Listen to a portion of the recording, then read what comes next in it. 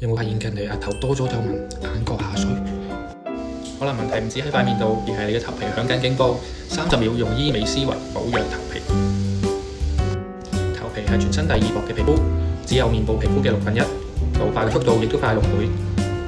即係話頭皮每多1條紋，塊面就會多6條。而且頭皮一旦鬆弛，會到成塊面向下墜，頭髮嘅根基亦會受到動搖。除此之外，生完 BB、更年期、壓力爆表，都會令你荷爾蒙好似坐過山車咁，令到啲頭髮集體請辭，進入休眠期。第二，好多女士減肥唔夠營養，頭髮唔夠蛋白質生長，缺鐵性貧血，亦都係常見嘅原因之一。第三種同男性類似，都係受 DHT 嘅影響，但係甩嘅方式唔一樣，唔會變地中海，而係由頭頂條界開始慢慢變幼，越嚟越黑冇力。所以想 keep 住青春頭髮濃密，除咗塊面要做 facial 之外，唔好唔記得咗頭皮都要做 facial 㗎。